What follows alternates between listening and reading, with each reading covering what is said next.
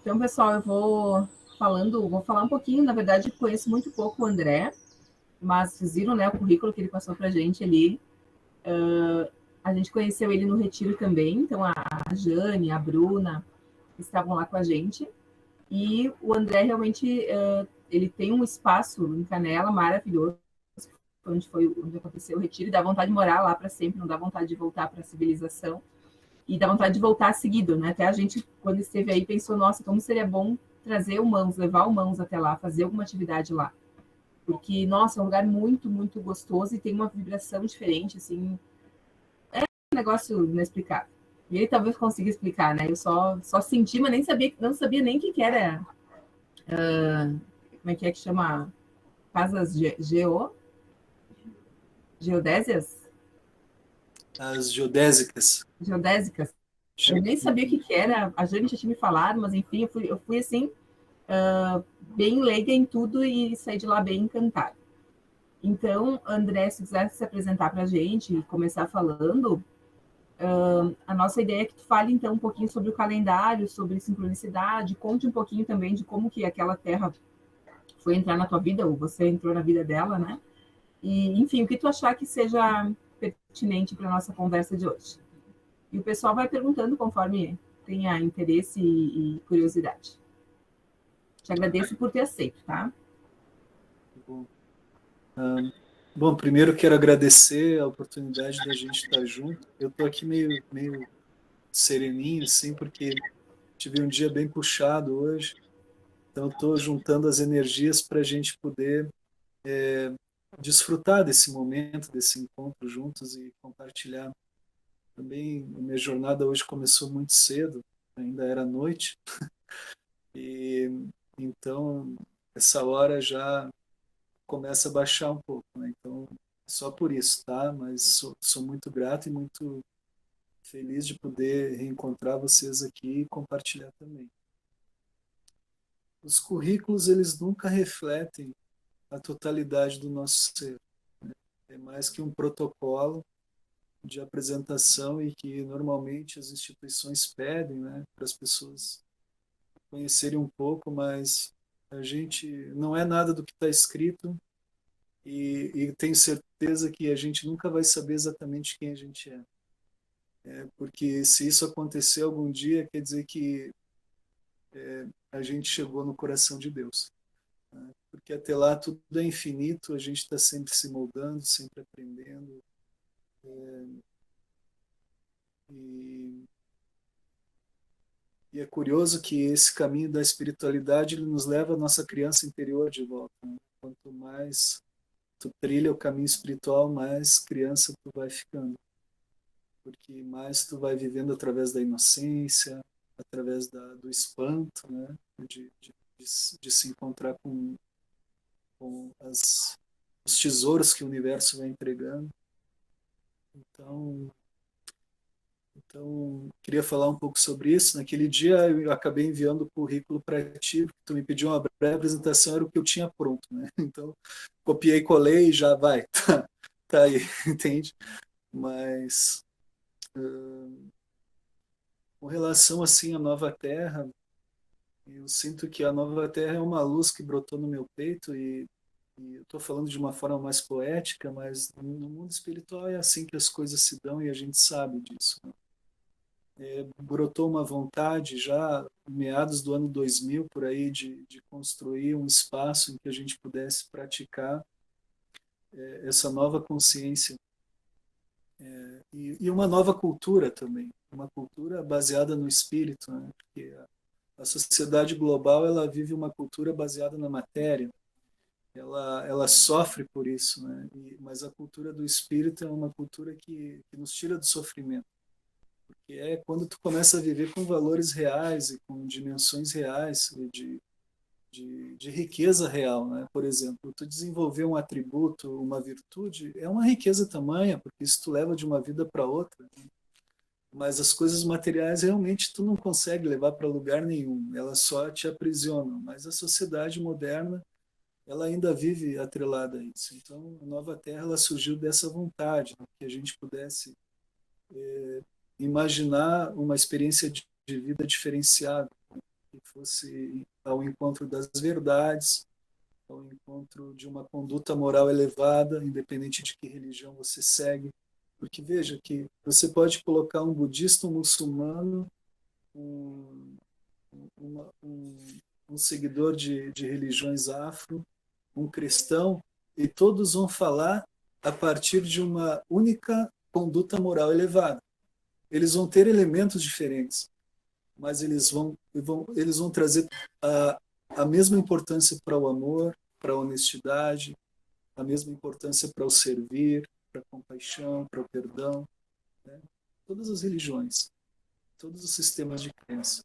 Então, isso significa que, por mais que culturalmente a gente tenha diferentes caminhos, o retorno à alma humana é o mesmo, entende? E, inclusive, ontem eu compartilhei com uma pessoa que não importava qual caminho você escolhe, mas o que importa é você ter vontade de voltar para casa.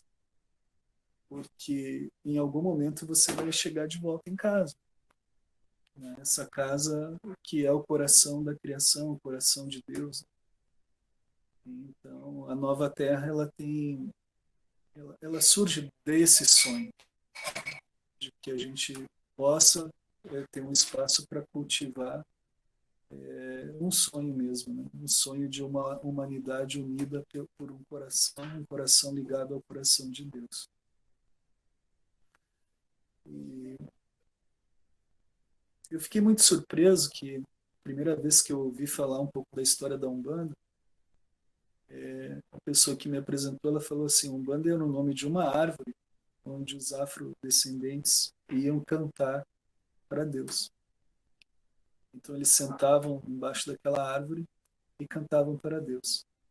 E eu relacionei na mesma hora com a história de Buda, que foi o lugar onde Buda alcançou a iluminação. Ele sentou embaixo de uma árvore e por 7 semanas ele meditou embaixo daquela árvore até alcançar o coração de Deus. Então, são histórias parecidas e eu confesso que eu sei muito pouco da Umbanda, mas também gostaria de compartilhar que eu fui iniciado por um mestre umbandista em Porto Alegre, onde eu frequentei a escola de médiuns, em meados do ano 95. E ali eu tive um contato com o mundo espiritual, uma magnitude muito forte que mudou totalmente a minha percepção das coisas e da vida. Então, mas ocorre que, por ser libriano, eu estava escutando aí, eu também tenho assim muitas questões comigo e gosto muito de poder comprovar as coisas. Eu não me jogo assim cegamente em nada. E naquela época eu pedi a Deus para me trazer um conhecimento espiritual que eu pudesse calcular, né, por assim dizer. E em seguida apareceu então o calendário maia. No começo eu fiquei muito espantado, porque o calendário maia ele tem um nível de precisão muito, muito incrível, né? Os maias eles eram realmente engenheiros do tempo. Chegaram a utilizar 17 calendários, todos sincronizados com os movimentos do cosmos. E para eles os eclipses eram datas importantíssimas, né? Eles sabiam que a partir dali eles podiam ter maior precisão em calcular os ciclos lunares e também algo que interessava muito para eles eram os ciclos de Vênus, porque o fato de Vênus estar na segunda órbita, uma órbita antes do planeta Terra, quando Vênus cruzava em frente ao planeta Terra, ele criava um tipo de filtro da radiação solar no planeta. Isso ocorre de 8 em 8 anos. E essa radiação, esse filtro da radiação mudava o ecossistema do planeta e, consequentemente, a forma de como as pessoas pensavam. Porque as mudanças de ecossistema, elas também muitas vezes traziam infortúnios nas colheitas. E com isso criava rebeliões e criavam vários processos, porque naquela época os governos eram totalmente espirituais. Um líder, para assumir, ele deveria ter poderes. É como ele deveria ter o poder de dialogar com a natureza, trazer chuvas, trazer boas colheitas. Se esse líder não conseguisse isso, Então, o povo entrava numa rebelião e tentava tirar ele do poder. E por essa razão era que os governantes maias, eles tinham, não só maias, entre outras etnias também, toltecas, astecas, eles tinham um clã de sacerdotes e de matemáticos e de engenheiros que calculavam todos os fenômenos para ter uma maior precisão e se prepararem para esses eventos. Então, por essa razão, os eclipses e os trânsitos de Vênus também, eles eram muito assim, muito importantes em nível de observação. Tanto que nas zonas arqueológicas maias se vê muitos templos para observar Vênus. E a gente vai ter um eclipse nessa madrugada, e isso não é por acaso, está sincronizado, né? Inclusive com essa conversa que a gente está tendo aqui agora. Então, essa cultura maia, ela realmente me absorveu. Já fazem uns 25 anos que eu estou mergulhado nisso, estudando, praticando, vivenciando, né? Eu coordeno um movimento mundial de mudança do calendário no Brasil, desde aqui da Nova Terra, e nós promovemos a mudança do calendário, incluindo aí a adoção do sistema matemático e calendárico maia, por, por observar nele tamanha precisão científica em relação aos fenômenos que ocorrem na terceira dimensão e também pela própria sincronização. Por exemplo, hoje nós estamos num dia Terra Galáctica Vermelha, que é um dia que traz assim o poder da evolução, que você pode acessar esse poder da evolução através da prática e do desenvolvimento da sua integridade. Então ele une essas duas coisas, assim, você ser inteiro, né, viver aquilo que você acredita, e através disso você acessa uma porta evolutiva. E no começo tudo isso parece muito estranho, muito diferente de tudo, mas pouco a pouco a gente vai se dando conta que essa linguagem se trata de uma realfabetização, né, que ocorre aí como uma semente cultural para que nós possamos dialogar com o eterno, dialogar com a dimensão da criação, dialogar com a multidimensionalidade cósmica, dialogar com o coração de Deus. Então, porque são todos atributos que nos conduzem a esse nível de relacionamento. Porque veja que a linguagem, ela realmente determina um perímetro de experiência. Vamos pegar assim as linguagens tribais, por exemplo, linguagem do hip hop, linguagem do funk, ou a própria linguagem, o inglês ou o português, entende? Criam determinadas limitações. Então, quando você começa a se realfabetizar no tempo e trazer uma nova linguagem para o seu dia, você começa aí a, a agregar valor ao seu dia que antes ele não tinha. Por exemplo, você dizer que hoje é dia 9 de junho de 2021, para o seu cérebro, não quer dizer nada. Para o seu corpo natural, não quer dizer nada. Para o seu biossistema, não representa nada. Agora, se eu dissesse para você assim, hoje é o dia, vamos colocar assim de uma maneira mais simples, hoje é o dia 10 do mês Amazônia, e você prestar atenção no seu corpo, você vai ver que ele já vibrou dentro de você. Ele trouxe alguma coisa aí. Você disse assim, hoje é o dia 15 do mês aquífero Guarani. Entende? Faz sentido isso para nós, né? Trazer valor ao nosso dia. Cria ressonância interna.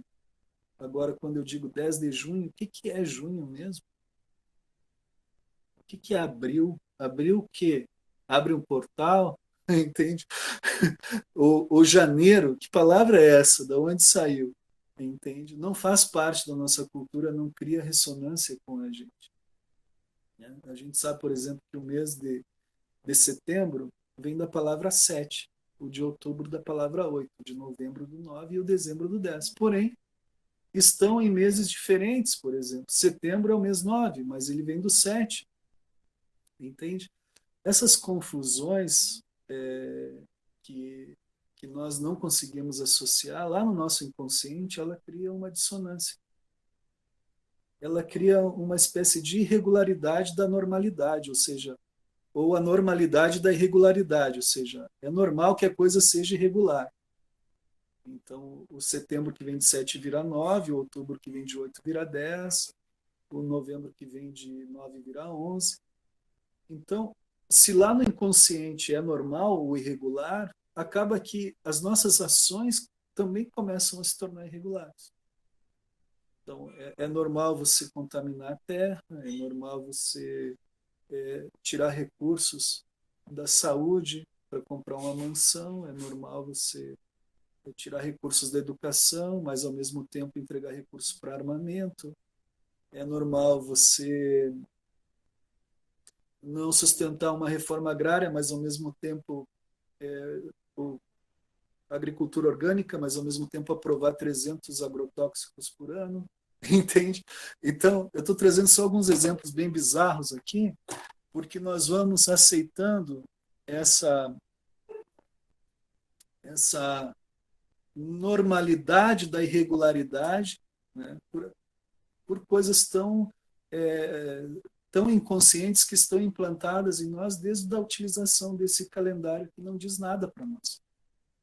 Agora, quando eu afirmo para você assim, né, que você está vivendo o dia 10 do mês Amazônia, e teu coração se enche, aqui o peito parece que expande, eu não sei, o meu ao menos expande, eu não sei, até queria ouvir de ti, André, tu está me olhando aqui, cria alguma ressonância dentro de ti quando eu falo que tu está no mês Amazônia? Hein? Evandro, diz Me aí. fez pensar. Te fez pensar. Então, tem essas ressonâncias, elas agregam valor. E quando tu agrega valor ao teu dia, é mais fácil você estar presente.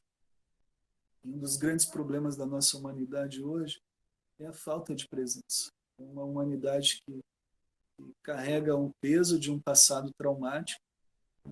Que, enfim, não tem como não ser traumático devido a todas as crises que nós estamos vivendo desde o século passado até aqui. E uma ansiedade de um futuro que é incerto, né? Então, hoje mesmo eu estava falando numa live pela manhã, que as pessoas diziam assim, e se no futuro eu fico pobre? E se no futuro eu adoeço? E se no futuro eu me acidento? E se no futuro, não sei o que, incender a minha casa? Ou seja, existe uma propensão ao negativo, e eu dizer assim, por que não pode ser diferente? Se no futuro tu ganha na Mega Sena? E se no futuro tu muda teus hábitos e tem uma vida saudável, vai malhar, enfim, vira um atleta, andar de bicicleta, enfim, só montanha, entendeu? E se no futuro, não sei, você decide morar em outro país, abrir teu negócio, empreender, ter sucesso.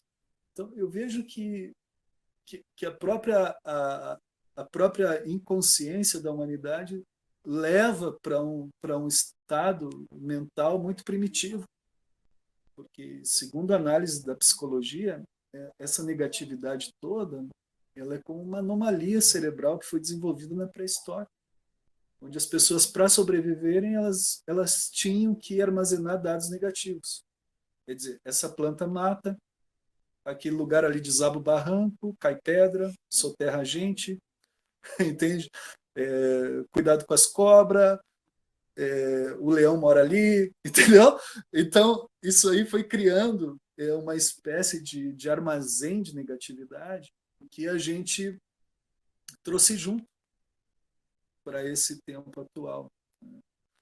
E é curioso que a gente vive num mundo agora onde existe um índice de sofrimento por doenças psíquicas e emocionais de uma grandeza jamais vista. É o momento em que nós temos o maior conforto da história humana, material. Temos casas abrigadas, sofás aconchegantes,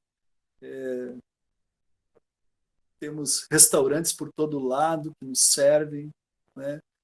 Dinheiro eletrônico que a gente pode comprar por internet, entrega em casa, mas ao mesmo tempo nós temos o maior índice de doenças psíquicas e emocionais e espirituais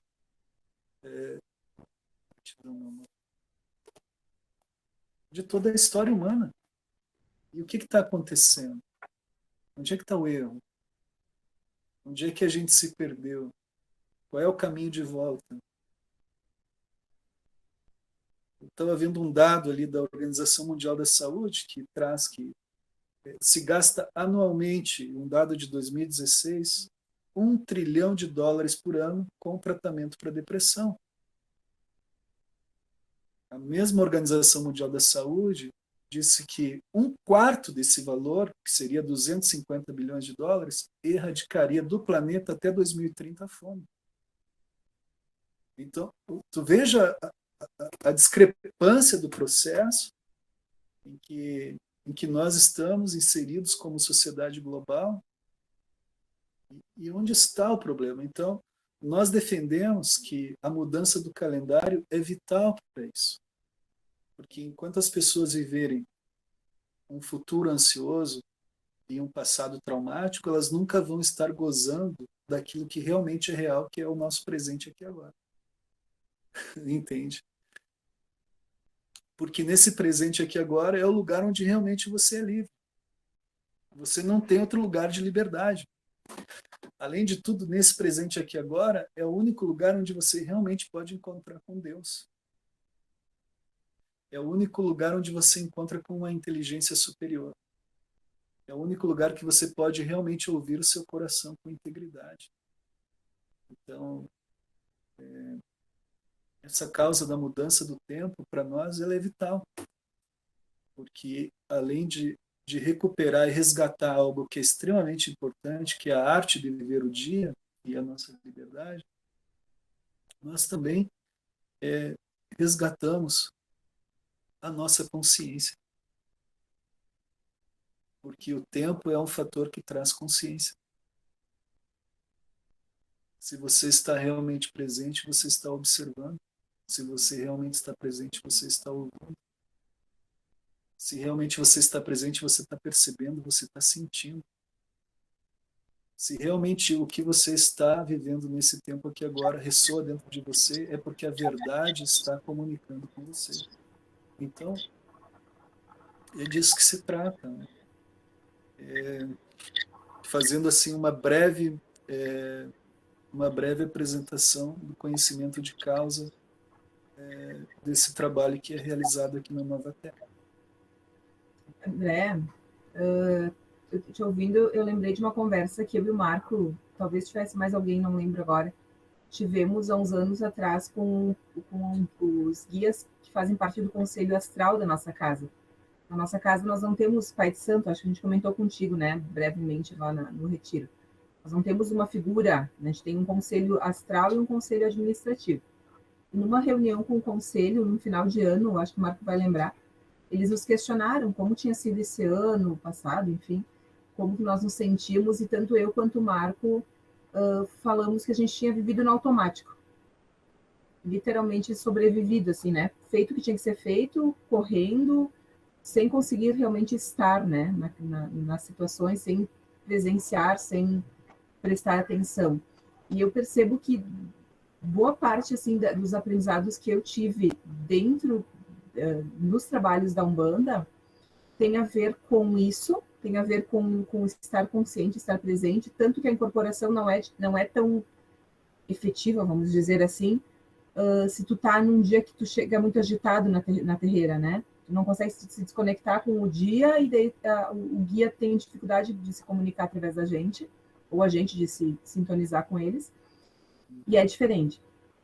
E outra coisa que também, para mim, foi um aprendizado muito grande, é a questão de manter a vibração, ou nos afastando de notícias ruins, ou sendo mais otimista, bem o que tu falou. Eu acho que isso talvez uma forma de manobra que se tem sobre o povo, dando o circo e o pão, né? E ao Uhum. mesmo tempo fazendo com que só sobreviva. Então as pessoas envelhecem tentando ganhar, tentando ganhar a vida e nem percebem que estão perdendo a vida porque estão correndo atrás de dinheiro ou de sobrevivência ou, né, de qualquer coisa fútil muitas vezes, né? Passam uma vida fútil sem olhar para o espiritual porque isso não é ensinado assim, ou é ensinado de uma forma muito automática em algumas religiões, né? Tu tem que ir para missa, senão Deus não vai lembrar quem tu é quando tu pedir uma coisa, ele não vai lembrar de ti. Minha mãe me tentava dessa forma, ou pelo medo, ou de várias formas diferentes. E eu acho que o que tu falou é bem isso, a gente se liberta e o encontro com essa criança interna e com as coisas que fazem sentido para nós. Por isso que eu falei, viu, Bruna, tu que é uma libriana aí fora do comum, porque eu também, eu às vezes duvido das coisas que fazem sentido para mim. Eu entendo que se faz sentido para mim, é uma verdade para mim, e para mim isso deveria valer. Mas às vezes a cultura e a educação ela vem tão forte que daí tu fica duvidando se aquilo realmente, né? Ah, mas se eu não adianta eu pensar positivo, não adianta eu pensar em fartura, porque se eu gastar mais do que eu ganho, não vou ter dinheiro. Ok, mas o universo é infinito de possibilidades. Então, eu ter medo de perder não vai me trazer mais coisas boas e positivas, né? Então, realmente, eu acho que é uma mudança de forma de ver a vida, de mentalidade, de pensamento, porque a gente tem que aprender a tirar o pensamento daquilo que não nos agrega, né? E não é uma coisa fácil, é uma coisa de anos, anos e anos fazendo, né? Errando, voltando, para depois eu acho que talvez melhorar aos pouquinhos, né? A gente precisa prática espiritual, sabe? E para conseguir, e muita vigília da mente também. E a prática ela nos traz para ancoragem. A gente consegue se ancorar em, em um lugar de integridade onde, onde todas as coisas que realmente importam se concentram, que é a abundância, a sabedoria, a inteligência,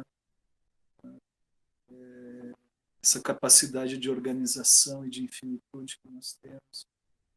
Então, quando tu te ancora na presença, naturalmente tudo isso começa a orbitar junto contigo, dentro do teu ecossistema.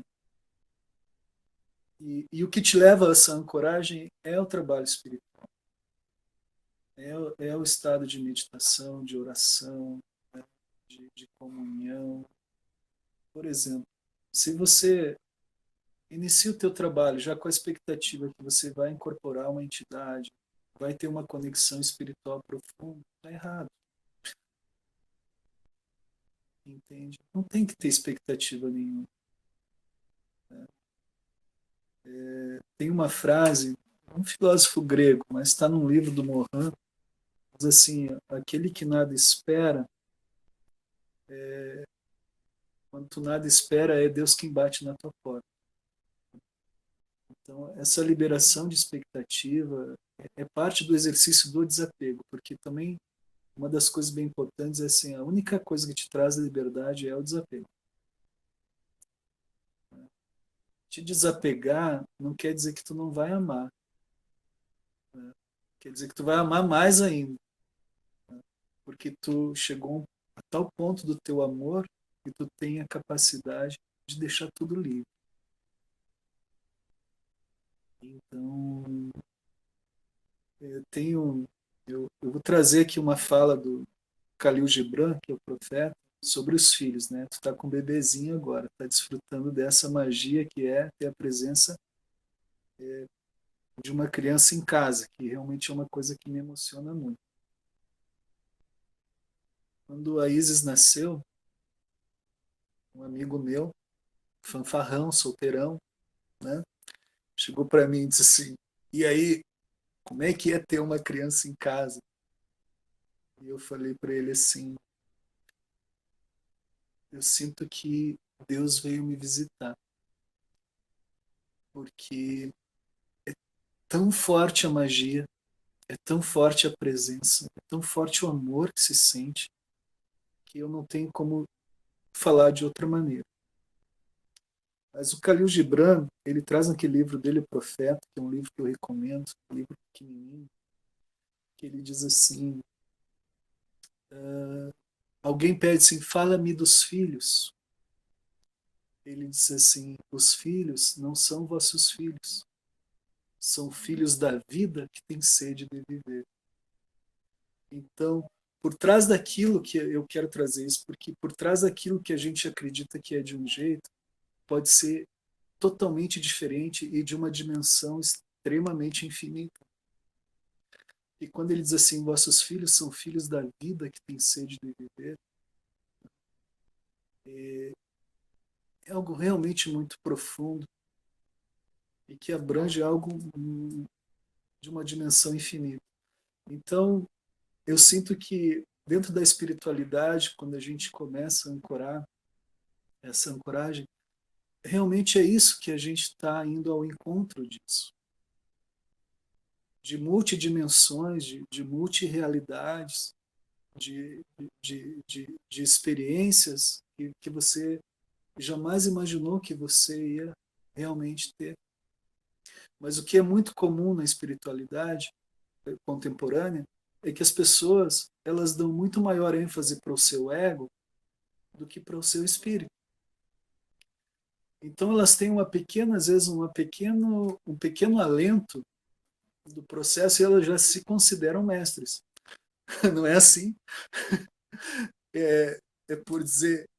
E muitas vezes esses mestres, eles, de certa forma, se metem na vida das pessoas e no processo das pessoas, sem muito critério. E se as coisas dão certo, ótimo. O mestre fica lá nas alturas. Mas se dão errado, o que o mestre diz? É o teu processo, te vira. É o teu karma, entendeu? Não é culpa minha, não. Então, mais do que nunca, a gente precisa se ancorar na prática, na oração, né? Para trazer essa realidade para nós. Até para a gente se tornar pessoas realmente autônomas espiritualmente. Porque no caminho espiritual não existe hierarquia, é você e Deus, é você e a criação, é você e você. Ninguém é responsável pelas tuas colheitas a não ser você. Então, são. E eu vejo assim, as religiões são extremamente importantes, todas elas. Eu tenho um pouco assim de aversão à Igreja Católica, por exemplo, pelo próprio histórico da Igreja. Eu não considero a Igreja Católica uma religião, mas o cristianismo eu considero uma religião. Porque o cristianismo gnóstico, o cristianismo que estuda e que busca realmente viver através do coração de Cristo, é diferente. Ele não é político, entende? Ele não é uma intervenção socioeconômica. Mas o papel das religiões é muito importante porque elas dão um norte para a moral humana.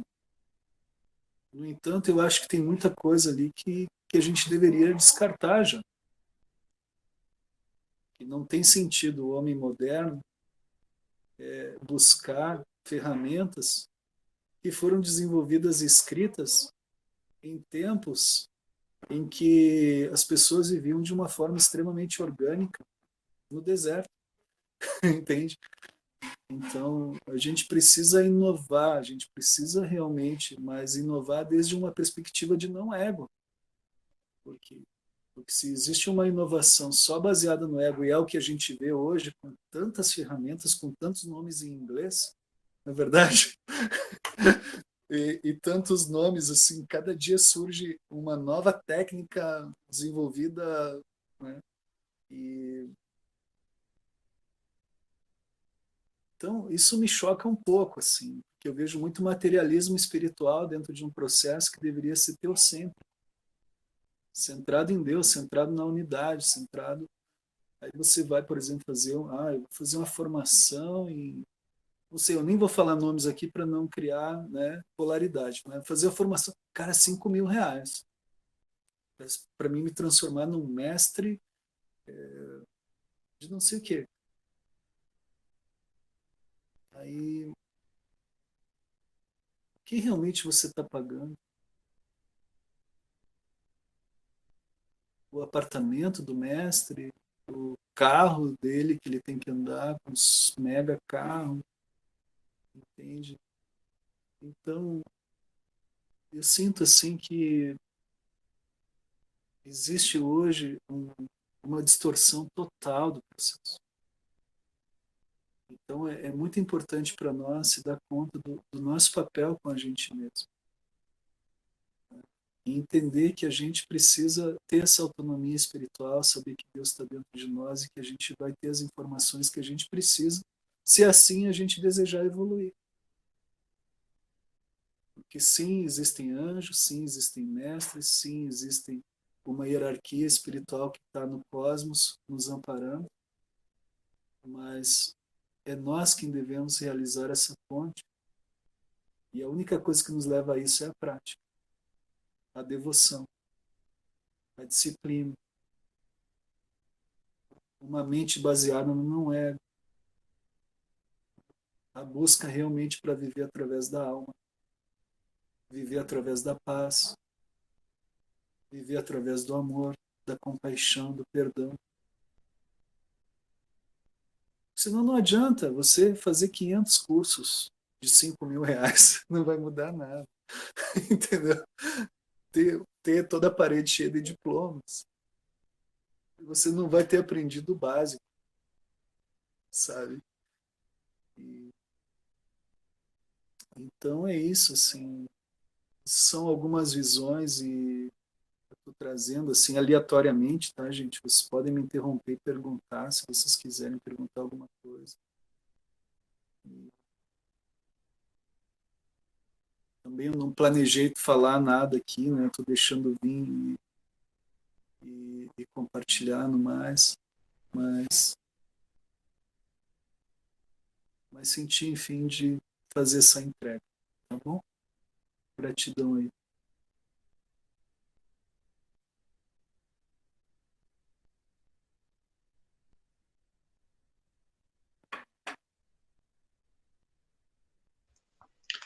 Oi, André, meu tocaio, tudo bem? Ótimo. Me diz uma coisa, quero aproveitar um pouco do teu conhecimento que eu vi que é bastante vasto. Tu falaste em sincronicidade, né? Tu chegaste a conhecer o Malahila, eu vou chamar é uma forma é um oráculo, certo? Né? Do qual é jogado e ele tem 7 fases, e a última fase, que seria do astral, ele tem como um dos objetivos, né, que seria chegar ao céu, chegar ao astral, a sincronicidade, né, e traz isso como objetivo, né, esse oráculo, porque daí nisso quer dizer que a pessoa que chegou nessa sincronicidade, ela teria atingido, né, o espaço da ligação dos dois mundos, né? Seria a conexão perfeita com o divino. Tu tem algo sobre esse sentido? Tu tem algum conhecimento sobre isso que tu possa me acrescentar? Uhum. Sim, eu conheço o Mahalila. Assim, não pratico ele, sabe, mas eu já tive algumas experiências. E, e consequência, a sincronicidade, perdão, com certeza, a sincronicidade, ela tem vários níveis. Ela tem um nível que é um nível que a gente chama de perímetro próximo, que é o que está aqui principalmente acontecendo no espectro dos sentidos, ou seja, você pode ver, você pode fazer uma análise que está acontecendo aqui, mas também existem níveis de sincronicidades que vão nos unificando com o cosmos. Então, o nível mais alto de sincronicidade é o que a gente chama de experiência de superconsciência hiperorgânica, que é uma superconsciência que está além da matéria. E ela nos conecta, então, com a unidade. É quando a gente experimenta o uno, efetivamente. Então, quando você sai do inconsciente, que você começa a viver através da consciência, você começa já a desenvolver a sincronização cósmica. Então, e esse consciente, ele vai mostrando que através dos sinais que a vida está trazendo, existe relação, uma relação sincrônica. Porém, quando você se estende no tempo, que a gente chama de consciência contínua, que você consegue prolongar o tempo da sua mente, o seu estado de presença, esse nível de consciência ele vai para outras fases. Ele entra numa experiência de superconsciência subliminar e de superconsciência hiperorgânica. Por exemplo, a consciência, a superconsciência e a superconsciência subliminar é a experiência mediúnica que muitos de vocês já têm. Quando vocês começam a ouvir, a receber telepatia, canalizar, psicografar. E a consciência subliminar, por exemplo, a superconsciência subliminar, é um lugar onde entram imagens na mente. É muito comum antes de dormir. Você deita e começa a entrar imagens. Você não sabe de onde vem, mas entra imagens, são imagens muito lindas muitas vezes. E é muito até assim engraçado que quando você foca na imagem, a imagem desaparece. Você se liberta daquilo, entra outra imagem, entra sons, entra música. Eu tenho certeza que vocês já experimentaram isso, então eu estou trazendo alguns exemplos práticos assim só para vocês entenderem como isso funciona. Isso tudo são níveis de sincronização, níveis mais elevados de sincronização. Então, essa experiência da sincronização da superconsciência hiperorgânica é como se todos os nossos átomos do corpo eles sincronizassem a nível atômico, celular, e conseguissem aí criar uma ressonância com todos os átomos que estão no espaço cósmico. E aí isso vira como uma bomba assim, de conexão. Entende? A isso a gente chama do advento da era psicozoica. Vendo assim a nível antropológico, esse é o lugar onde o ser humano vai habitar no futuro. É como que se a gente estivesse nesse momento aqui agora, tendo uma conversa lá na pré-história, antes da gente entrar na era Sapiens. E eu estivesse aqui te olhando, André, e dizendo assim, André, nós vamos chegar num lugar onde nós vamos pensar, e nós vamos ter habilidades, e nós vamos desenvolver máquinas, e vamos desenvolver tecnologias. Entende? Como se a gente estivesse na pré-história contando o que ia acontecer agora, o que a gente está vivendo. Então, essa era psicozoica é uma era que se refere ao desenvolvimento de tecnologias espirituais e tecnologias mentais. Vendo o espírito humano como realmente uma tecnologia superior, capaz de nos levar a outras dimensões, que é o que já acontece, mas ainda acontece muito baseado nas crenças que nós temos. Entende? Então, ou seja, você, por exemplo, o espiritismo ainda se baseia muito nas crenças das investigações do Kardec, mas, por exemplo, o Kardec poderia ser a gota do oceano, entende? Então, a dimensão aonde a gente pode chegar ainda é imensurável em termos. E isso vai trazer uma mudança total na sociedade humana. Eu não sei em que ano isso vai acontecer, pode ser em 2200, ou 2300, ou 2500, né? Mas visionários como Teilhard de Chardin, que foi um padre jesuíta, ele também trouxe essas visões. E tudo isso vai se dar a partir desse processo de desenvolvimento sincrônico. Entende?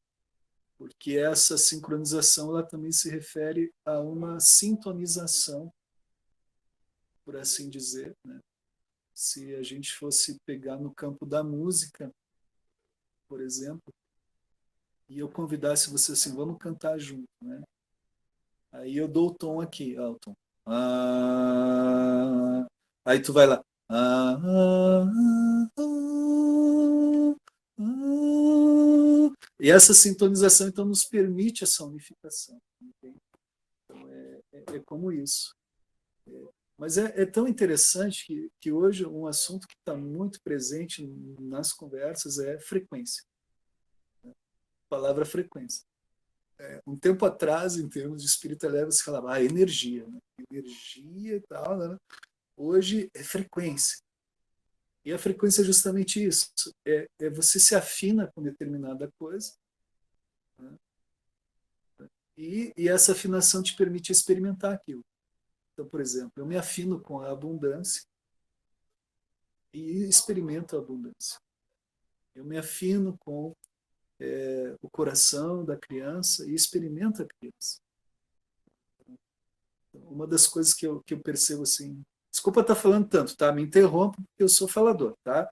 Mas uma das coisas que eu percebo e hoje eu estava compartilhando, inclusive, é tipo, você vai chegar a um ponto em que você vai ver o oceano, que hoje você vê o oceano, você vê a cor da água, você ouve o som das ondas, e você vê a onda quebrar na praia, você vê a espuma branca na praia, mas vai chegar um ponto em que você vai dizer assim, eu sinto o oceano.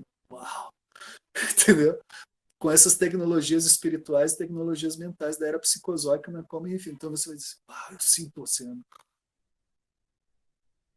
E nós vamos viver através desse sentir. Imagina o que vai ser viver nesse planeta com essa viagem, entendeu? Se tu me permite uma pequena interrupção, né? Quando entrei na Umbanda, aí depois me pediram assim, André, que tu tem para me falar da Umbanda? Eu digo assim, olha, eu tenho pouca coisa para te dizer, mas é a religião do sentir, né? Tu vai num terreiro, né? Ou tu sente, né? Tu vive, ó, tanto que falando agora, ó, eu estou sentindo exatamente como provavelmente se eu estivesse na nossa quarta-feira presencial lá. Então, eu te digo assim, ó, não tem como ensinar ser um bandista, né? O umbandista, ele tem que sentir porque é uma religião que traz muito disso, né? A gente não busca no outro ou numa estátua, em qualquer coisa assim. O início é dentro de nós, né? Com a reforma íntima, tu passa a sentir, tu passa a experienciar, tu passa a ter mais conexão. E aí eu acho que é toda essa caminhada que tu falou que é longínqua demais para chegar nessa sincronicidade, né? Eu vejo que a gente tem alguns reflexos aqui que já nos trazem essa possibilidade de trabalhar como médiums, né? Que nem tu falaste. Mas ainda tem um caminho grande aí para ser percorrido, né? Eu sinto assim que a estrutura base desse caminho é procurar criar espaço entre os pensamentos, para te ter um domínio maior da mente e para se permitir, sem medo e sem muito espanto, que esses fenômenos aconteçam, né? São os fenômenos da iluminação da alma, né? Então, porque a mente, a nossa estrutura mental, ela é muito sensível. Se tu está num êxtase espiritual e um pequeno pensamento que diga assim, uau, eu cheguei aqui, pum, cai. Aí tu diz assim, putz, não devia ter pensado. E agora o que eu faço? Então o treinamento ele é muito importante nesse sentido. Você cultivar mais e mais espaço, ficar nesse domínio, cultivar mais e mais assim a liberação de toda e qualquer expectativa. É muito interessante. Interessante. Enfim, eu fico muito emocionado com isso porque eu vejo que caminho lindo nós temos como humanidade. Entende? Então, e eu fico pensando assim, se a gente chegou até aqui, né, com toda essa zoeira, com todas essas guerras, com todos esses conflitos, imagina onde a gente pode chegar em paz. Entende? Então, gratidão, querido. Um beijo, tá? Boa noite. Um descanso. Então, são interessantes, são perspectivas muito interessantes. Eu sou muito grato por vocês me permitirem também compartilhar, porque quanto mais a gente fala, mais a gente vai aprendendo, mais a gente vai nutrindo, né? Isso. Quanto mais a gente também se permite assim deixar vir e compartilhar, é um processo muito bacana. André, quando tu falou de sentir o oceano, eu lembrei de uma das classificações das inteligências múltiplas, que fala das pessoas que têm uma inteligência chamada de sinestésica. Não sei se tu já ouviu falar. São pessoas que literalmente sentem, vivenciam, têm um controle corporal além do normal, e elas sentem muitas coisas. Então, por exemplo, elas veem cores nas notas musicais, elas sentem gostos nas notas musicais, né? Muitos dos artistas, eles têm desenvolvido neles essa inteligência. Eu fiquei pensando se talvez essas pessoas não sejam já um passo evolutivo humano, né? Porque é a questão do sentir mesmo, do conseguir desligar do racional, né? E eu acho que a espiritualidade, o retorno para nossa casa, ele tem muito disso, de conseguir desapegar também do ego, como tu falou, do material, e também conseguir se dar conta de que tudo está em nós, e que a gente é protagonista disso, não buscar nos outros as informações, as respostas, o auxílio, mas saber que a gente mesmo tem condições de se auxiliar, de se curar e de evoluir, né? E eu queria que tu explicasse um pouquinho mais para nós em relação. Talvez tu tenha falado e eu estava lá trocando a fralda lá, e né, a gente fica na mira de uma bomba relógio ali, então né, a atenção fica meio desviada. Tu tem explicado, mas se tu puder retomar ou explicar o que seria essas sincronicidades e de que forma que elas se manifestam na nossa vida e eu acho que tu deve ter falado se isso tem relação com o calendário, de que forma que elas se interagem ou não tem nada a ver. Assim, sincronicidade, para explicar um pouco, ela é um termo cunhado por Carl Jung, que é um psicólogo que bem famoso, que desenvolveu vários estudos junto com Freud. E ele criou esse termo para explicar os eventos que estão relacionados, né, principalmente entendendo que não existe o acaso, não existe a coincidência. Sincronicidade é uma ordem natural. Se não houvesse sincronicidade, o universo seria um caos. Então, o universo está todo sincronizado. Esse termo ele surge de duas palavras gregas. Uma é sim, que significa juntos, e cronos, que significa tempo. Então, basicamente, o que ele quer dizer é estamos juntos no tempo. Estamos juntos no agora.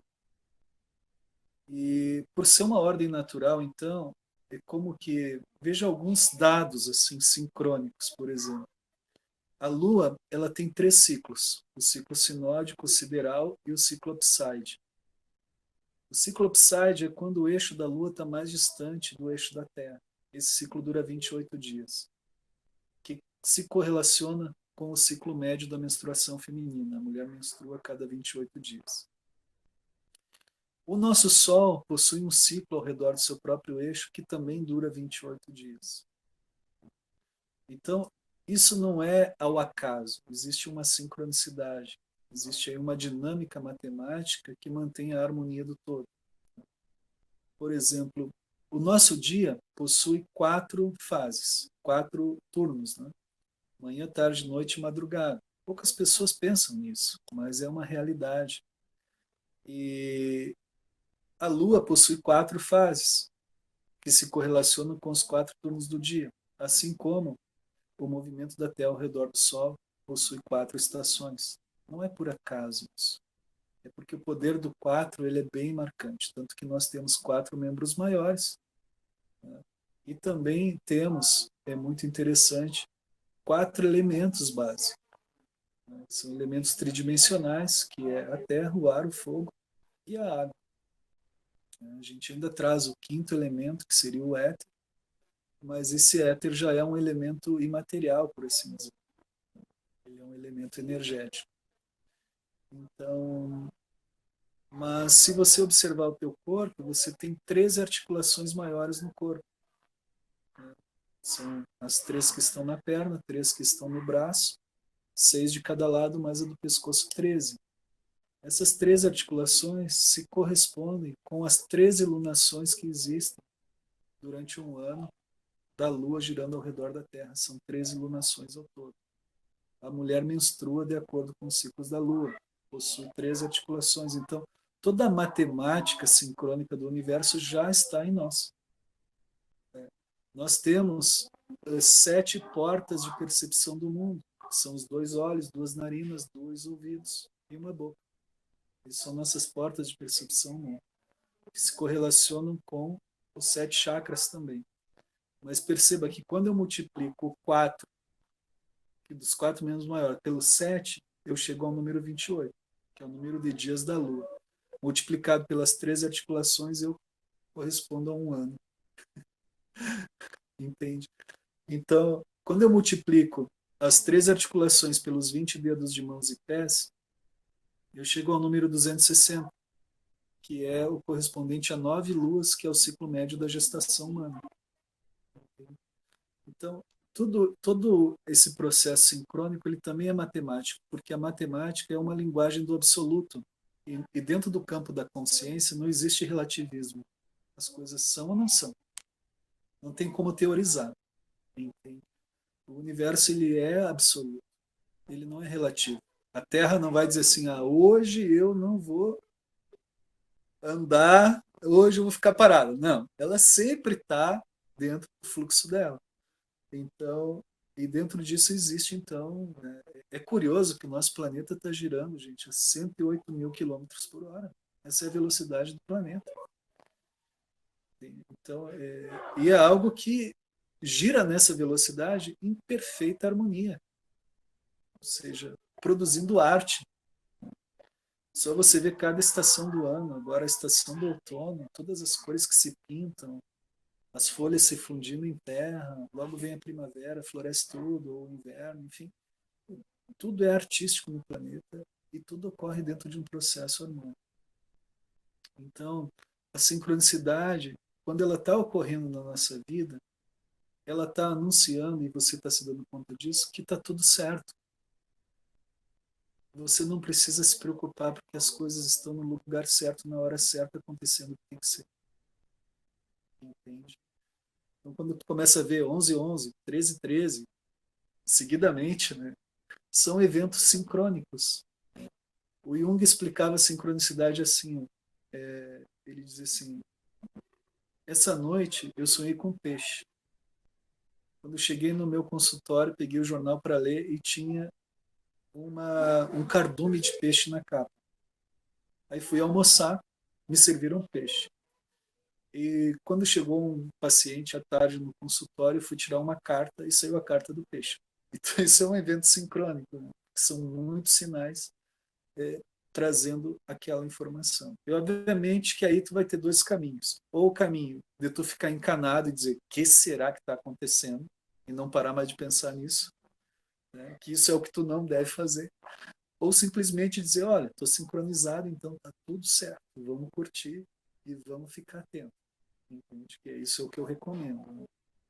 Porque a mente, ela tende, às vezes, a estar nos sabotando e nos criando armadilhas também para nos deixar presos em determinadas situações que não vão levar a lugar nenhum a não ser o sofrimento.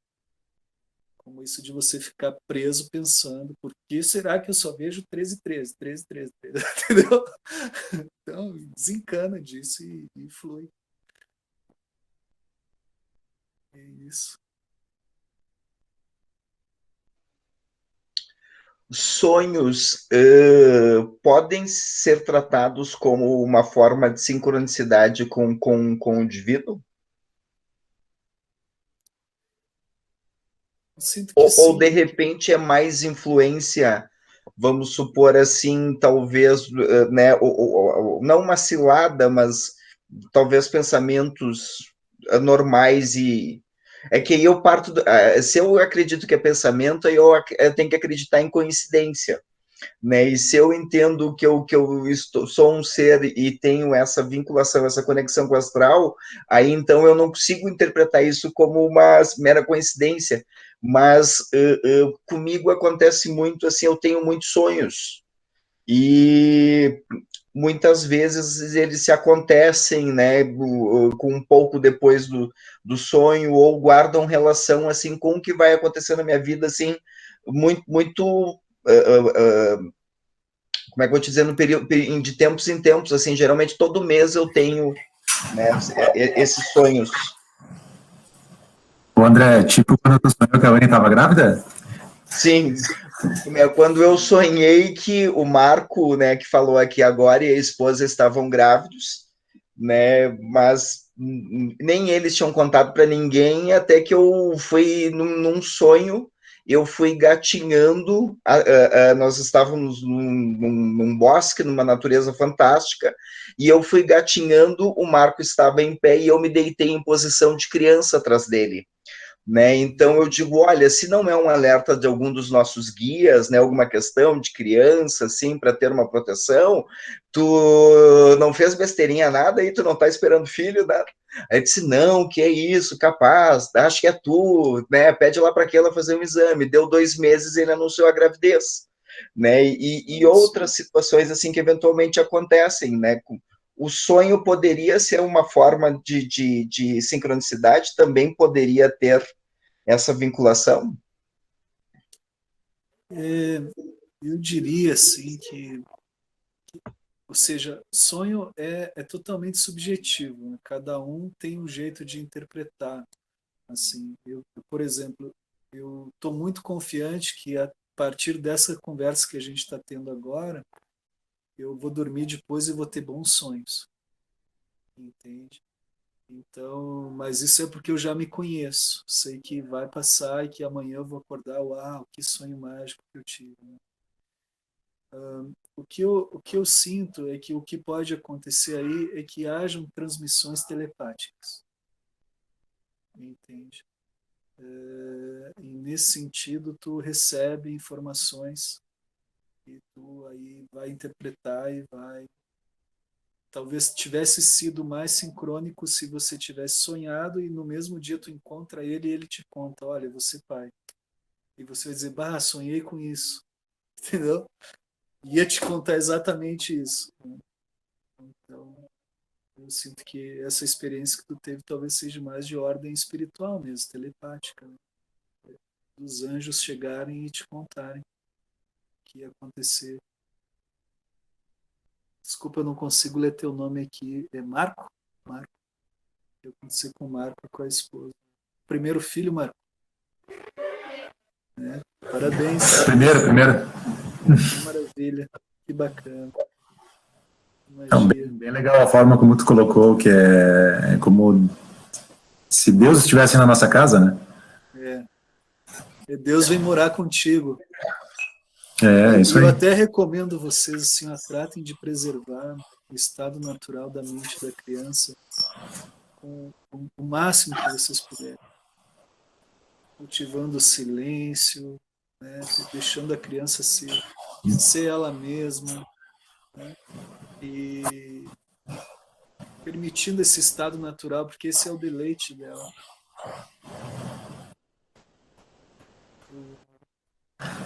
Eu Eu, tive, eu tive um filho com 20 anos, o Lucas. Ele já me deu uma neta.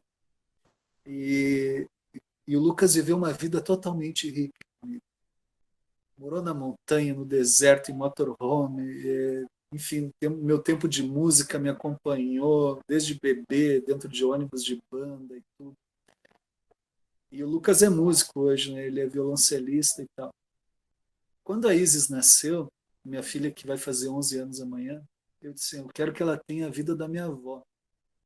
Eu não conhecia minha avó, mas eu queria dar para ela, já que eu tinha dado uma vida hippie, tipo anos 70 para o Lucas, eu quis dar uma vida anos 50 para eles. Então, vai morar no campo, vai criar galinha, vai, entendeu? E é bem o que ela vive, assim. Então, nesse tempo de pandemia aí que desvirtuou um pouco com questão de aula online, ela está mais conectada com os eletrônicos agora, né? Mas é uma criança que não tem celular, não tem contato com essas coisas. Basicamente, ela está em contato só com o segundo grau. E não tem televisão aqui em casa, por exemplo, né? Então, e são coisas assim que eu trato de preservar a natureza da criança, porque essa é a riqueza que ela traz, que muitas vezes o estilo de vida moderno já quer, de certa forma, né, colocar a criança assim num lugar em que ela tem que saber tudo, aprender tudo, né, ser prodígia e tudo isso. Deleta isso. Isso aí não é assim, né? Tem um estudo que dizem, se não me engano, está no livro do Augusto Cury, né? Ele fala assim que uma criança hoje de 3 anos, 4 anos, ela processa tantos dados quanto o imperador romano, né? Ela tem que processar tantos dados quanto o imperador. Então é uma loucura, né? A gente não tem noção assim, Então, se eu puder dar um conselho para os papais, né, seria isso, assim. Vai ter uma criança autêntica e sadia, né, mantendo a natureza dela. Bem, bem legal, André. Eu vou ter que dar uma escapada agora, justamente pegar o meu pequeno que está lá nos meus pais. E aí eu estava aproveitando uma brechinha aí para fazer esse comentário, mais ligado à Umbanda. Tu disse que tu tá mais por uma questão que teve um dia um tanto exaustivo, que tu tá nessa vibração, né? Eu quase que de um preto velho para nós, né?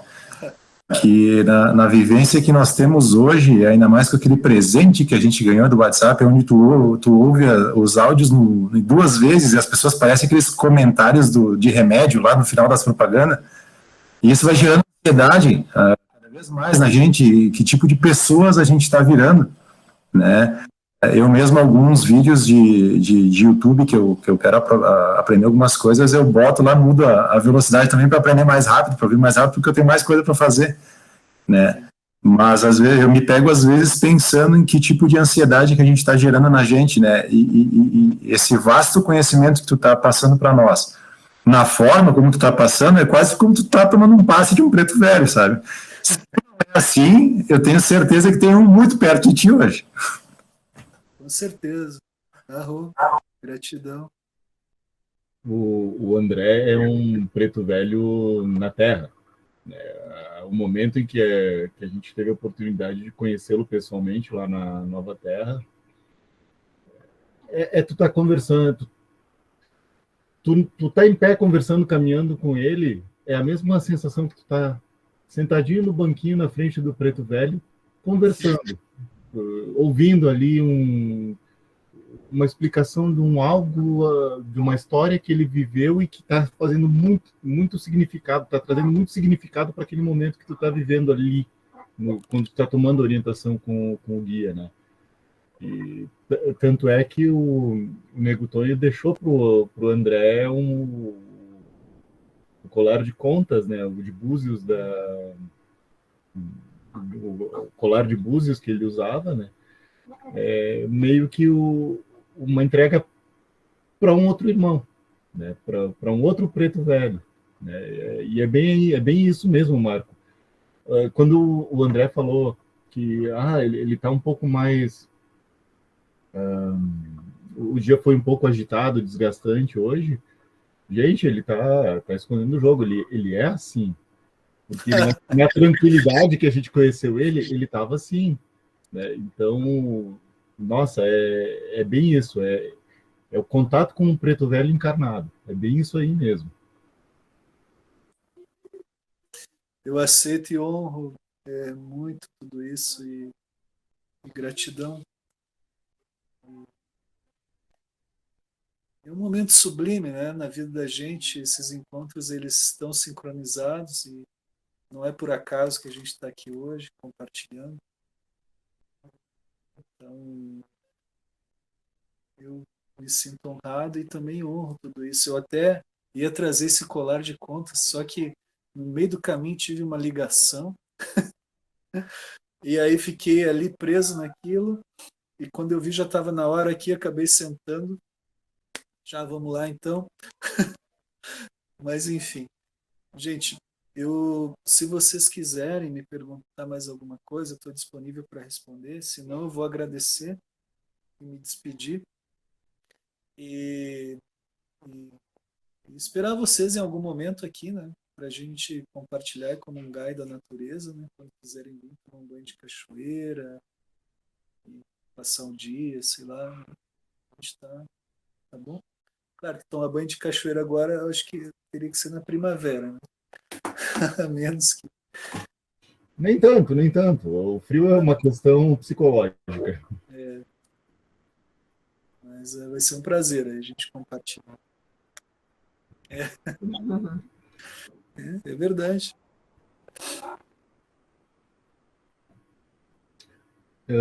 André, vou aproveitar então mais um pouquinho da tua companhia conosco. E nós temos claro, questões das mídias sociais, né? A gente, elas até antes da pandemia nos serviam como um anestésico, um fator alienante do, do que do que deveríamos ou poderíamos estar sendo como essência humana nesse momento, né? Porém, com o advento da pandemia, a moeda virou, deu uma giradinha, né? E mostrou o outro lado dela, que ela acaba sendo uma ferramenta de conexão, ou ela passou a ser, a ter a sua condição com a qual fora desenvolvida, uma ferramenta de conexão entre as pessoas. E, felizmente, por causa dessa questão das mídias sociais, hoje nós conseguimos realizar esses encontros, né? Já estamos realizando desde o ano passado, ali em abril, mais ou menos, né? Com tudo isso que eu falei, o que acontece? Nós temos visto em algumas questões bastante pontuais desde o início de toda a pandemia a respeito da ressonância Schumann. Isso, acho que o nome é esse, ressonância Schumann. E dentro dos aspectos de estudos do tempo, das questões do Maia, qual a correlação com esses fenômenos que nós temos e os efeitos, certo? Antes, quando você comentava a respeito da órbita da Terra e ficar sobre a sombra de Vênus e os maias se utilizarem disso para calcular os eventos, não sei como tu conseguiria nos dar vamos dizer assim, colocar uma sementinha de luz para que nós consigamos ter uma pequena compreensão do que tanto tratam a respeito da ressonância Schumann. Porque se vê os gráficos, fotos dos gráficos copiadas, vídeos dos gráficos variando, coisa tal, textos monstruosos, falando, mas e aí? Dentro de uma questão assim, eu vou dizer científica, porque as questões matemáticas que tu vem trazendo dentro da sincronicidade, coisa e tal, é científica, né? Então, o que tu poderia nos trazer a respeito disso, nos comentar? Assim, ó, primeiro eu queria já de antemão dizer que, na verdade, é uma área que eu não pesquiso muito, assim, então eu não tenho um conhecimento muito profundo a respeito, mas eu vou tentar ilustrar um pouco assim o nosso lugar no cosmos para a gente entender um pouco e contextualizar o nosso papel dentro dessa cosmologia universal. Por exemplo, na visão do Carl Sagan, ele diz que o ser humano e o desenvolvimento do cérebro humano, ele é uma ferramenta para que o cosmos possa conhecer a ele mesmo. Entende? E que nós existimos para isso, para poder fazer com que o cosmos se conheça, na visão do Carl Sagan. Mas, assim, dentro da perspectiva cósmica, cosmo-histórica, a gente compreende que o nosso planeta tem, em média, 4 bilhões de anos, 4,5 bilhões de anos. E que a primeira célula no planeta ela surgiu há 4 bilhões de anos. E essa célula foi se desenvolvendo e se aperfeiçoando até formar essa diversidade de espécies que existem no planeta, que até onde se sabe são 3 milhões de espécies aproximadamente. Espécies com uma estrutura celular, né, que é informada através de um código genético comum, que é um DNA de 64 unidades. Vocês já vão entender onde é que eu vou associar a frequência Schumann com isso. Tá? Então, como é que ocorre essa experiência em nosso DNA? Esse DNA, ele vibra com cada movimento cósmico que existe. Então, por exemplo, uma explosão que existe no núcleo da galáxia, ou uma supernova que surge e que é capturada pelo nosso Sol, que é como uma antena que captura isso no seu núcleo e depois emana através das explosões solares, chega ao núcleo do nosso planeta. Tá? Só para vocês entenderem a constituição do planeta, o núcleo do planeta é uma estrutura de magnetita de ferro, que é um ímã gigante, que mantém o planeta em alinhamento magnético com o hélio cosmos. Todo o planeta, antes de se formar, ele primeiro tem uma estrutura de magnetita de ferro, que começa a partir dessa estrutura, então, formar condensações de materialidade cósmica, que é o resultado das explosões das estrelas. Todo o material que está no cosmos se une a essa magnetita até formar uma estrutura que a gente chama de planeta. Então, do núcleo do planeta, essa radiação cósmica ela é emitida, e essa frequência Schumann é que mantém os sinais da emissão dessa radiação cósmica que a gente chama de radiação geomagnética. Entende? E essa radiação ela é assimilada pelo DNA, que armazena, então, as informações dessa radiação. Teoricamente, tá, gente? Sabe quando tu desliga o Windows e que ele diz assim, não desligue ainda, estamos atualizando? Ou iremos fazer... Teoricamente, nós deveríamos atualizar a nossa memória todos os dias. Porque todos os dias o planeta está num lugar diferente, a Lua está num lugar diferente, está tudo mudado no universo. Né? É claro que é de uma ordem harmônica, mas os lugares não são os mesmos, a radiação da luz não é a mesma e, consequentemente, a informação não é a mesma. Porém, essa radiação cósmica e geomagnética chega em nosso DNA, o DNA informa as células, essas células elas criam um campo vibratório, mas quando chega em nosso cérebro essa informação, nós estamos pensando na Copa América. Entendeu? Não tem conexão nenhuma com a vida cósmica. E, consequentemente, a gente bloqueia aí toda e qualquer atualização que o universo nos dá. Porém, as crianças que nascem hoje, elas já nascem atualizadas. Então, quanto mais você manter a criança no seu estado natural, mais atualizada ela fica. Tanto que crianças, a gente chama de crianças índigo, crianças cristal, criança... não sei se tem outro nome, mas as mais comuns são isso, né? Uma criança cristal, uma criança índigo, porque elas já nascem com atualizações, novas atualizações, por assim dizer. As manchas solares, elas têm um ciclo de 23 anos. Então, cada vez que o Sol ejeta ventos solares, o núcleo da Terra captura isso. Quando existe uma incidência muito forte, ocorrem os tsunamis, porque ao redor do núcleo está a litosfera, que são placas tectônicas. E dependendo da força da radiação cósmica e geomagnética, as placas se movem. Entende? E gera vários fenômenos, os furacões, os tufões e tudo isso. Então,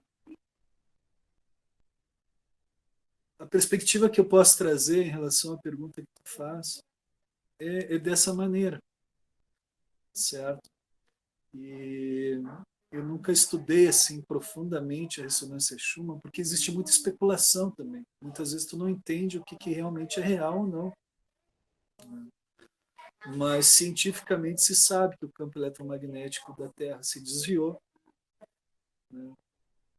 Então, ao desviar o campo eletromagnético, por exemplo, todo o sistema de navegação ele é alterado. Então, tem alguns estudos aí em relação a isso. Sim, sim. Não, eu concordo contigo, é bem isso mesmo. Eu sinto que é interessante tu trazer esse número 4.28, porque a gente volta lá no ciclo do tempo, né? O 4 é a proporção do 4,28. Aqui eu não consigo ler teu nome, Rodrigo. Prazer, Rodrigo. Eu acredito que assim, ó, o nível de frequência que está a frequência Schumann é como que a radiação geomagnética ela mantém esse ritmo. Se isso alterar, aumentar, por exemplo, deve acelerar todo o campo. Consequentemente, a gente vai ver um processo de aceleração muito maior, assim. O que a gente já está percebendo, né? Que, por exemplo, tu vai imaginar assim que que era o planeta antes de 2012. Toda essa tecnologia de informatização gatinhava, né? Hoje é um processo extremamente acelerado, em tão pouco tempo. E a era solar que está entrando agora, de energia renovável, a era automobilística, com carros voadores, com veículos que vão voar, né, táxi voador, era Jetsons. Então, tudo isso assim a gente, por exemplo, energia renovável, uma total, por exemplo, o que o MP3 fez com as gravadoras de música, as indústrias automobilísticas elétricas vão fazer com os carros a combustível, os motores a combustão. Tu tá entendendo? Ou seja, o que o Netflix fez com as videolocadoras, agora os carros elétricos fazem com as grandes companhias, né? Então, o que a gente está vendo desses processos, que se, por exemplo, a frequência acelera, ela cria efeito, sim, né? Se aumenta a frequência, ela cria efeitos, porque como a gente vive uma cultura científica materialista, todo o processo evolutivo que a gente percebe vem através da tecnologia. Se a gente vivesse uma cultura centrada no espírito, por exemplo, talvez a gente aproveitaria tudo isso para desenvolver tecnologias espirituais. Caracteriza a transição planetária é justo esse desprendimento de uma experiência material para uma experiência espiritual. São os valores que vão mudando e as experiências também, né? Então, isso é o que caracteriza, assim. Tipo, tu sai de uma vida, por exemplo, que se baseia basicamente no material para cultivar novas experiências que são imateriais, intangíveis, por assim dizer, né? Então, isso caracteriza a transição planetária que as pessoas estão vendo. Inclusive, assim, por exemplo, os conceitos de luxo hoje, eles são totalmente espirituais. Pessoa, o que antes luxo era, por exemplo, antes da Revolução Industrial, o luxo era tu ter casas com serviçais. Então, tinha pessoas para fazer tudo para ti. Isso era uma vida de luxo. Durante a Revolução Industrial, a vida de luxo era tu ter equipamentos eletrônicos que pudessem, ou máquinas que pudessem fazer para ti o que tu precisava que fizesse. Agora, pós-Revolução Industrial, o luxo, né? As pessoas estão vendo as tendências do luxo, é você ter tempo, ninguém tem. Você ter solitude, né? Que é algo que também é o encontro de você com você mesmo e curtir esse encontro. E você ter experiências, ou seja, mais do que você contratar um serviço, que alguém te sirva, por exemplo, uma polenta com frango, que é muito comum em Caxias, por exemplo, é você ir lá e ter a experiência de moer o milho, cozinhar no tacho, entende? Conversar com a pessoa que plantou o milho. Isso é um artigo de luxo. E a outra coisa é você ter espaço, que é coisa que as pessoas já não têm mais espaço. Elas não conseguem mais ter o espaço interior, né? O poder do lar, o poder... Entende como vai mudando? Isso tudo é tendência de luxo, né? Então, assim, é parte do processo da transição lento. Às vezes dá uma angústia, né? Quando é que a coisa vai mudar de verdade, assim. Mas é isso, gente. Se vocês não se importarem, eu gostaria de, me recolher, tá? E eu queria tocar a flauta um pouco para nós. Agradecer mais uma vez a oportunidade, obviamente, se vocês quiserem depois fazer um encerramento. Tá? Então, Fica à vontade, André. fazer essa flauta aqui para nós.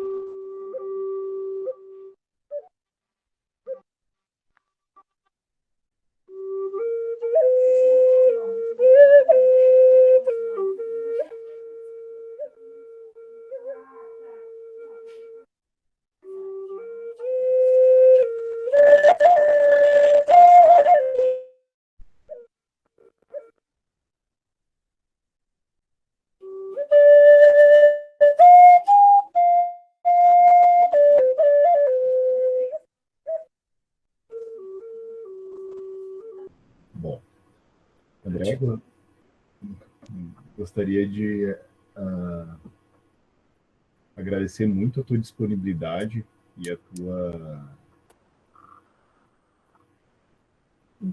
entrega em estar conosco, né, nesta noite, assim, conversando conosco, nos trazendo um pouco dos teus conhecimentos, das tuas filosofias e até modo de viver, né? E com certeza aquele sentimento que eu e a Melissa tivemos quando conhecemos a Terra Nova, de puxa, esse é um lugar onde poderíamos desenvolver alguma atividade com irmãos, trazer irmãos, que seja um dia, para passar algumas horas aqui na Terra Nova. Ele permanece. E tão logo seja possível, seja permitido, gostaríamos realmente de ter esse mesmo encontro, mas não virtual, presencial, com a nossa corrente, o nosso pessoal do Mãos, né, para poder experienciar exatamente isso que tu nos traz, experienciar alguns instantes num local fora do tempo, fora do espaço. Eu diria que ele é atemporal, porque depois tudo parece ter uma velocidade diferente depois que se visita a Terra Nova. Te agradeço muito, muito, muito mesmo. Agradeço muito pela flauta que tu sopras para nós, mensageiros dos ventos. E se mais alguém gostaria de deixar alguma fala ao André, esteja à vontade.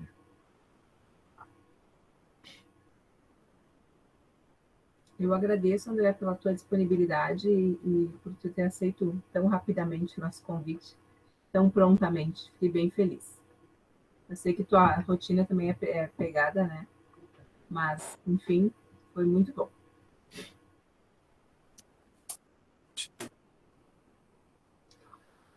Muita gratidão, André. Bons sonhos para nós, felizes sincronicidades. A gente... Gostaria de te convidar. É que nós temos uma tradição que nós sempre, desde o início do Mãos da Umbanda, nós sempre encerramos todos os nossos encontros com o hino da Umbanda. Ótimo. Como tu nos presenteou com o sopro da flauta, gostaríamos de deixar contigo, carregando para ti, o nosso hino, né? Virtualmente, nós temos ele na Tabaque Voz do Rafael, e a Andréia sempre coloca ao encerramento das nossas reuniões. Então, um presente por um presente. Gratidão. Andréia, está contigo. Refletiu a luz divina em todo o seu esplendor. É no reino de Oxalá, aonde a paz e amor se refletiu na terra, se refletiu no mar, se deu a caruana a tudo iluminar. A Umbanda é paz e amor, é um mundo cheio de luz, é a força que nos avisa.